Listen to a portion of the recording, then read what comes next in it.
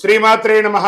Sadhguru జ్యోతిషాలయం 2026 April నెల రాశి ఫలితాలను గోచార గ్రహస్థితిగా మనం ఈరోజు తెలుసుకోబోతున్నాం. అందరూ ఉగాది సంవత్సరం చక్కగా అందరూ కూడా ఉగాదిని జరుపుకున్నారనుకుంటున్నాను. శ్రీరామనవమి కూడా అద్భుతంగా జరిగి ఉంటుంది.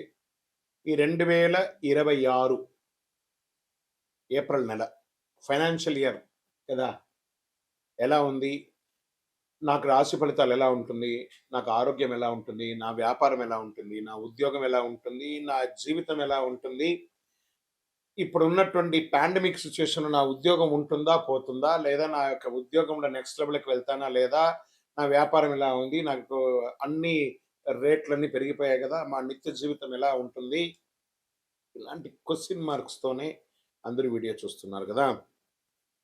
మిత్రులారా, శుభాకాంక్షలు అందరికీ. మా ఛానల్ ద్వారా చూస్తున్నటువంటి ప్రేక్షక మిత్రులందరికీ కూడా శుభాకాంక్షలు. మా ఛానల్లో జరుగుతున్నటువంటి కార్యక్రమాలన్నీ మీకు నచ్చుతాయి కదా, అందుకే కదా మీరు చూస్తున్నారు. మరి మీరు మీ దగ్గర నుంచి మాకు ఒక చిన్న అభ్యర్థన, మా ఛానల్ని సబ్స్క్రైబ్ చేయండి, లైక్ చేయండి, మీ మిత్రులకి షేర్ చేయండి. ఇది ఆధ్యాత్మికం కదా. ఆధ్యాత్మికం అంటే మనం దేవాలయానికి పోతే ఏం చేస్తాం, మనం వచ్చామని దేవుడికి చెప్పుకోవడానికి చిన్న గంట కొడతాం కదా, ఆ పక్కన ఉన్న బెల్ గుర్తుని అలా కొట్టేసేయండి. రైట్. కమింగ్ టు ఏప్రిల్ మాసం, జ్యోతిషాస్త్రరీత్యా ద్వాదశ రాశులలో 12వ రాశి అయినటువంటి మీనరాశి మిత్రులారా, 2026 ఏప్రిల్ నెల యొక్క రాశి ఫలితాలు, శుభాశుభ ఫలితాలు ఎలా ఉన్నాయంటే, క్షణచిత్తం క్షణమాయం. ఈ యొక్క చాప ఉంటుంది చూసారా, నీళ్ళలో ఎలా ఉంటుంది, zig jug zig jug zig jug zig jug అయిపోతుంది కదా, అలా పరిగెడుతున్నారు. మీ భవిష్యత్తు నేరుగా ప్రభావితం చేస్తుంది. కొందరికి అదృష్టం తలుపు తెరుచుకుంటుంది, మరి కొందరికి పరీక్షలు సిద్ధంగా ఉంది. ఈ నెల గ్రహస్థితులు శని మరియు రాహు మీనరాశుల జన్మంలో ఉన్నారు.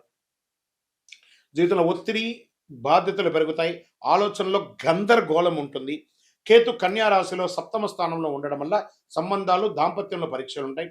గురువు మిథున రాశిలో 4వ స్థానంలో ఉండడం వల్ల ఇంటికి, కుటుంబ స్థిరాస్తులు మార్పులు వస్తాయి. ఈ నెల పరీక్ష ప్లస్ మార్పులు కనిపించడం సమయం అని చెప్పచ్చు. ఉద్యోగస్తులకి పనిలో ఒత్తిడి ఎక్కువ ఉంటుంది, బాధ్యతలు పెరుగుతాయి, పై అధికారులతో జాగ్రత్తగా ఉండాలి. కానీ మీకు కష్టం గుర్తింపు పొందుతుంది. కొంతమందికి జాబ్ చేంజ్, జాబ్ పోవడం జరిగే అవకాశాలు ఉన్నాయి. ఇంకా ఐటీ, సాఫ్ట్వేర్, సర్వీస్ రంగాల్లో ఉన్న వారికి మంచి అవకాశాలు కనబడుతున్నాయి.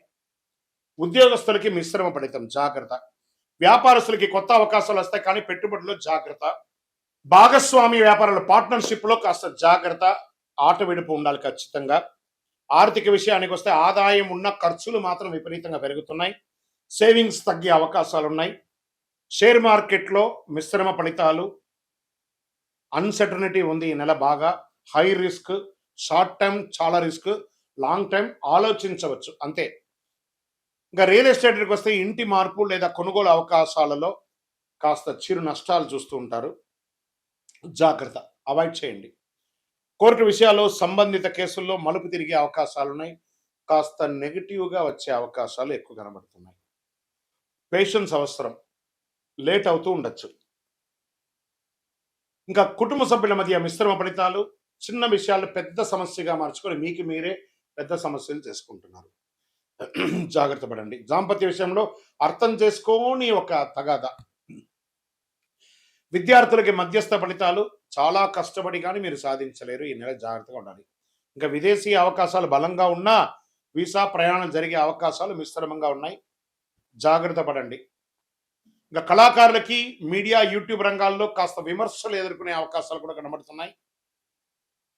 అవకాశాలు వచ్చినా మిశ్రంగా ఉంది.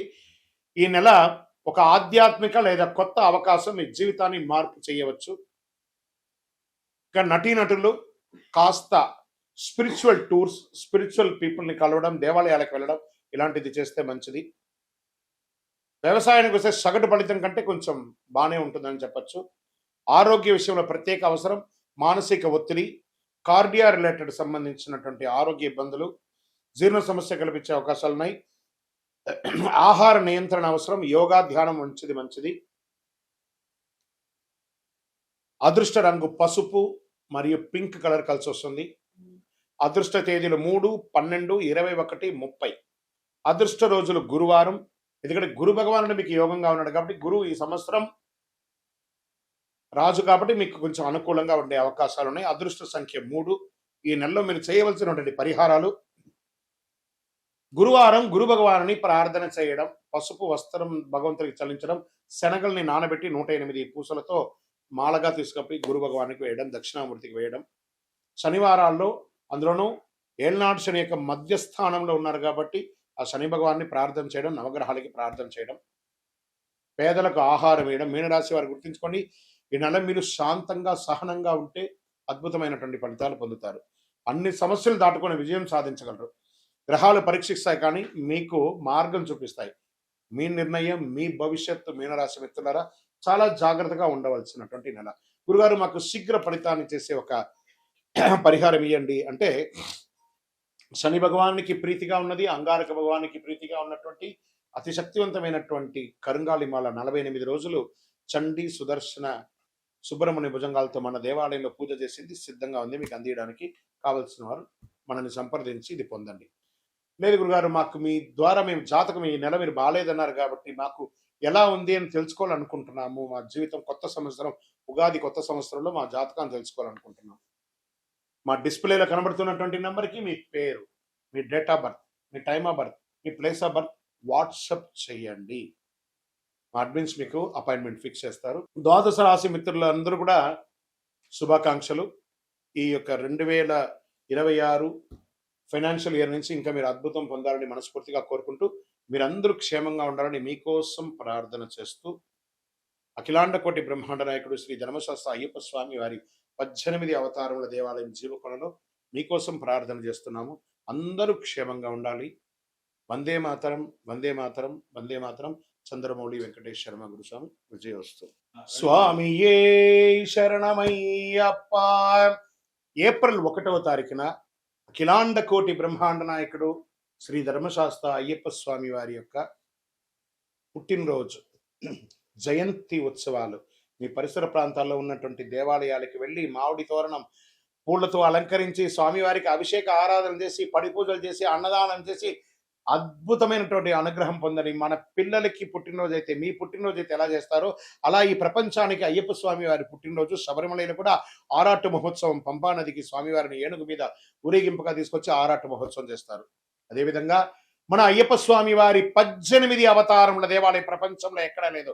అలాంటి దేవాలయంలో ఏప్రిల్ 1, 26, 2026 బుధవారం నాడు ఉదయం అష్టద్రవ్య మహాగణపతి హోమం, అష్టాభిషేకం, ఆరాట్ భక్తులచే స్వయంగా అభిషేక ఆరాధన చేసి అన్నదానం చేస్తున్నాం. నహి నహి బహుదానం అన్నదానం సమానం అన్నారు.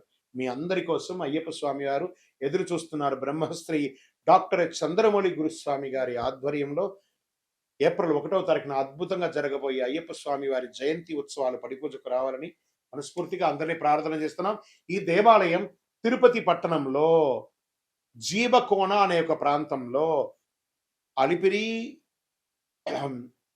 కపటతీర్థం, జీవకోణ అని కంటిన్యూగా ఉండే ఆ కొండ చర్యల కింద జీవకోణ అనే ప్రాంతంలో జీవలింగేశ్వర స్వామి సన్నిధానంలో అయ్యప్ప స్వామి 18 అవతారాలుగా కొలువై ఉన్నారు. రైల్వే స్టేషన్ నుండి, బస్టాండ్ నుండి 3 కిలోమీటర్లు, ఎయిర్పోర్ట్ నుండి 12 కిలోమీటర్ దూరంలో ఉన్నటువంటి ఈ యొక్క దేవాలయానికి తప్పక జీవకోణాన్ని మీరు గూగుల్లో కొట్టగానే వచ్చేస్తుంది. అద్భుతమైనటువంటి ఒక దేవాలయం మీకోసం ఎదురు చూస్తూ ఉన్నాడు. అయ్యప్ప అనుగ్రహ వర్షాన్ని కురిపించడానికి ఆయన పుట్టినరోజుకి రండి. మీ జీవితం అంతా పుట్టినరోజులాగా చేస్తూనే ఉంటారు. అతి శక్తివంతమైనటువంటి దేవాలయం. ఈ దేవాలయంలో అడుగు పెట్టాలంటే నుదుట రాత రాసి ఉంటేనే ఆ దేవాలయంలో అడుగు పెట్టగలరు. రండి, అయ్యప్ప అనుగ్రహం ఇవ్వడానికి సిద్ధంగా ఉన్నారు. విజయోస్తు. చాలా మందికి ఇప్పుడు ధర్మ సందేహాల్లో మనం వెళ్తాం. చాలా మందికి శని భగవానుడు ఎందుకు దుష్టగ్రహంగా భావిస్తారు? అందరూ భయపడతారు. ఎందుకు శని అంటే ఎందుకు భయపడతారు? భక్తులారా, దీని గురించి తెలుసుకోవాలి. శనిగ్రహం దుష్టగ్రహం కాదు. శనిగ్రహం ఒక కఠినమైనటువంటి ఒక గురువు. నువ్వు ఎలా ఉండాలి, నీ జీవితంలో ఎలా నీ మార్పులు చేర్పులు జరగాలి అని చెప్పే ఒక అద్భుతమైనటువంటి ఒక సూత్రధారి, ఒక ధర్మ దారి చూపించే ఒక మహానుభావుడు ఎవరైనా ఉన్నారంటే అది శని భగవానుడే. శని యొక్క స్వభావం ఏమిటంటే మన జీవితంలో చేసిన కర్మ ఫలితాలని ఆయన కడుగుతారు. మన తప్పు చేసే శిక్షిస్తుంది, సరైన మార్గంలో నడిపించే గొప్ప ఫలితాన్ని ఇస్తారనమాట ఆయన. అందుకే శనిని న్యాయాధిపతిగా అంటారు. అందుకే ఏ దేవుడికి కూడా లేని ఈశ్వర శబ్దాన్ని కలిగినటువంటి వాడు. ఏం చెప్తారు? ఈశ్వరుడికి మాత్రం ఈశ్వర శబ్దం ఉంది కదా, శనీశ్వరుడు అన్నారు. శని ఈశ్వర శబ్దం కలిగిన వాడు కాబట్టి ఆయన ఏం చేస్తాడంటే మనల్ని ఆర్థికంగా నువ్వు ఎలా ఉండాలి ట్యూన్ చేస్తాడు, బంధాల్లో ఎలా ఉండాలి ట్యూన్ చేస్తాడు, సమాజంలో ఎలా ఉండాలి ట్యూన్ చేస్తాడు, నీ నోటి వల్ల వచ్చినటువంటి తప్పులే ఉంటుంది దాన్ని ట్యూన్ చేస్తాడు. ఎన్ని రకాలుగా అంటే ఆయన ఏ రకంగా మన దాంట్లో ప్రయాణం చేస్తాడు? ఏళ్నాడు శని, అష్టమ శని, అర్ధాష్టమ శని, కంఠ శని, జన్మ శని, ఇన్ని రకాలుగా మనలో వచ్చి మన జీవితాన్ని మారుస్తుంటారు. ఆయనకి ఎంత కృతజ్ఞత చెప్పాలి కదా. ఆయన దుష్టగ్రహం కాదండి. ఆయన్ని ప్రేమించడం మొదలు పెట్టండి. మందగమనుడు కాకపోతే కొన్ని అర్థం కాకుండా ఇబ్బంది పెడుతుంటాడని అనుకుంటారు, కానీ మనం చేసే పనిని ఇన్స్టెంట్ గా చేసామంటే ఇబ్బంది పడిపోతాం. ఆయన మందంగా స్లోగా మనల్ని ట్యూన్ చేసుకుంటూ వస్తాడు. అబ్బా ఇంతకంటే కష్టం నేను పడలేదండి అనేదాన్ని చూపిస్తాడు, కానీ చంపేయడు, జాగ్రత్త పట్టిస్తాడు. అందుకే శని న్యాయాధిపతి, న్యాయం పక్కన ఉంటాడు. ఎందుకు కష్టాలు ఇస్తాడంటే అహంకారం తగ్గించడానికి కష్టాన్ని ఇస్తాడు, ఆలస్యత్వాన్ని తొలగించడానికి కష్టాలు ఇస్తాడు, మనలో ఉన్న బలహీనతలను బయట పడేయడానికి కష్టాలు ఇస్తాడు. శని మనల్ని పరీక్షిస్తాడు. శని కాలంలో డబ్బు కష్టం అవుతుంది, సంబంధాల్లో పరీక్షలు లోపం అవుతుంది, మానసిక ఒత్తిడి పెరుగుతుంది. కానీ కష్టం వెనక ఉన్న అసలు ఉద్దేశం మనల్ని బలంగా తయారు చేయడానికి. శని ఇచ్చే ఫలితాలు ఆలస్యంగా వస్తాయి, కానీ వచ్చిన తర్వాత శాశ్వతంగా ఉండబోతున్నాయి. అలాంటి వాళ్ళు ఎవరైనా ఉన్నారా ఈ 2026లో అంటే?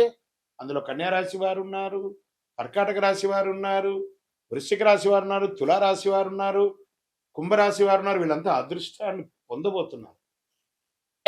శని అనుగ్రహం ఉంటే సాధారణ మనిషి కూడా చక్రవర్తి అయిపోతాడండి. అదే శనిలో ఉన్నాయి. అందుకే కొంతమంది జీవితంలో చాలా ఆలస్యంగా సక్సెస్ అవుతారంటే అది శని భగవానుడు చూశాడు. శ్రమ, సహనం, నిజాయితీ, క్రమశిక్షణ, ఈ 4 ఉంటే శని ఎప్పుడు హానికి రాడు. శనిగ్రహం శుభగ్రహం, దుష్టగ్రహం కాదు. విజయోస్తు. శని దశలో మనం ఏ పనులు చేయకూడదు? అసాంఘికమైనటువంటి కార్యక్రమాలు చేయకూడదు, ఇల్లీగల్ అఫైర్స్ పెట్టుకోకూడదు, ఆర్థిక లావాదేవీలలో తప్పులు చేయకూడదు. ఇవన్నీ జాగ్రత్తగా ఉండాలి. ఆహారపు అలవాట్లని మధ్యస్థంగా ఉంచుకోవాలి. కొత్త పెట్టుబడులు పెట్టి ఇబ్బంది పడకూడదు. ఇలాంటి జాగ్రత్తలు పడితే శని భగవానుడు మంచి దారాన్ని కల్పిస్తాడు. విజయోస్తు. శని 7వ స్థానంలో కూర్చున్నాడు. శనికి తైలాభిషేకం అంటే చాలా ఇష్టం. కాకధ్వజాయ విద్మహే ఖడ్గహస్తాయ ధీమహి తన్నః మంద ప్రచోదయాత్. ఆయన రౌద్రంగా ఉన్న ఆ స్వామి వారిని శివుడికి ఎలా అభిషేకం అంటే చాలా ఇష్టం. ఆ తైలంతో అభిషేకం చేయడం వల్ల కర్మ వ్యాధులు తొలగుతాయండి. అందుకని శని భగవానుడు నాకు తైలాభిషేకం చేయండి, మీ వ్యాధులన్నీ తీర్చుకోండి అని అంటున్నాడు. కాబట్టి తైలాభిషేకం చేస్తే శనీశ్వరుడు ఆనందపడతాడు. అందులో ప్రత్యేకించి శనివారం తల మీదకెళ్ళి నూనె పోయడం కాదు, మళ్ళీ అందరూ తెలుసుకోవాలి, శని పాదాలకు నూనె పోయాలి. ఇది చాలా మంది తెలియకుండా చేస్తారు. విజయోస్తు. మళ్ళీ అగరబత్తి తీసుకుపోయి ఆ దేవుడు పాదాల దగ్గర ఇట్లా ఒత్తి దీపం పెడతారు. ఆ మంటకు నువ్వు పూజ చేసి నన్ను నా సీటుకే ఎసురు పెడుతున్నావురా అనుకుంటాడు. దూరంగా పెట్టాలి నూనె. ఇవన్నీ కూడా జాగ్రత్త. విజయోస్తు. శనిదేవుని యొక్క పూజకు ఉత్తమమైనటువంటి సమయం ప్రాతకాలం చేసుకోవచ్చు. రాహుకాల దీపాలు పెట్టడం చాలా మంచిది. శని భగవానుడికి 9, 10:30 రాహుకాలం కాబట్టి శనివారం రోజు ఆ రోజు చేస్తే చాలా విశేషంగా ఆ సమయంలో ఉంటాడు. ఆ సమయంలో ఒక కొబ్బరి చిప్ప తీసుకోండి, ఒక క్లాత్, నల్లని క్లాత్ తీసుకొని అందులో నల్ల నువ్వులు వేసుకొని నల్ల దారంతో ఒక ఉండ చుట్టండి. ఇటు ఒక చిప్పలో అటు ఒక చిప్పలో ఒక్కొక్కటి వేసి నువ్వుల నూనె వేసి అక్కడ వేసి ప్రదక్షిణ దీపం వెలిగించుకోవచ్చు. దూరంలో 19 ప్రదక్షిణాలు చేయాలి. ఎందుకంటే శని భగవానుడి యొక్క ప్రయాణం 19 సంవత్సరాలు. ఏళ్నాడు శని 7.5 సంవత్సరాలు, అష్టమ శని 4 సంవత్సరాలు, అర్ధాష్టమ శని 2.5 సంవత్సరాలు, కంఠ శని జన్మస్థానిలో అంతా ఉంటారు. కాబట్టి ఇలాంటి సమయంలో స్వామివారికి కొబ్బరి చిప్పతో నూనె వేసి శనివారంలో రాహుకాల సమయంలో దీపం వెలిగిస్తే చాలా విశేషం అంటారు. ఆ సమయంలో ఒక చిన్న ఒక బెల్లం ముక్క కూడా పెట్టాలి అని అంటున్నారు. పెడితే చాలా మంచిది, విశేషం. శనిదేవ్ గురుగారు మీరు ప్రదక్షిణల గురించి చెప్పారు. మరి శనిదేవుని ప్రీతి చేయడానికి మేము ఏమైనా మంత్రం చెప్పాలా? దీనికి ఏమైనా ఉంటాయంట. నీలాంజన సమాపాసం రవిపుత్రం యమాగ్రజం ఛాయా మార్తాండ సంభూతం తన్నమామి శనైశ్వరం. తర్వాత ఏం చేస్తారు? కాకధ్వజాయ విద్మహే ఖడ్గహస్తాయ ధీమహి తన్నః మందః ప్రచోదయా. ఇవన్నీ అయిన తర్వాత ఆయన దగ్గర మనం ఏమని ప్రార్థన చేసుకుంటున్నాం? శనిబాధ వినాశాయ ఘోర సంతాపహారిణే కనకాలయ వాసాయ భూతనాదాయతే నమః. ఆయన దగ్గర ఏం ప్రార్థన చేస్తున్నాం? దేహి మే బుద్ధి వైశిష్ట్యం. స్వామి, నా బుద్ధి చెడిపోయినట్టు కనబడుతుంది, నాకు మంచి ఆ బుద్ధి ఇవ్వండి. దేహి మే బుద్ధి వైశిష్ట్యం దేహి మే నిత్య యవ్వనం. నేను ఆహార అలవాట్ల ద్వారా నా శరీరాన్ని నాశనం చేసుకున్నాను, నేను నాకు మంచి ఆరోగ్యాన్ని. దేహి మే నిత్య యవ్వనం దేహి మే పరమానందం. ఆ స్వామి దగ్గర ఆనందాన్ని కల్పించండి స్వామి. ఎప్పుడు ఏదో నెగిటివ్ దృష్టితో నేను ఎప్పుడు నెగిటివ్గా ఆనందం లేకుండా స్ట్రెస్ అవుతున్నాను, నాకు ఆనందాన్ని ఇవ్వండి అని చెప్పి ఇలా ప్రార్థన చేయండి. అనుగ్రహ వర్షాన్ని కురిపించేస్తారండి శని భగవానుడు. విజయోస్తు.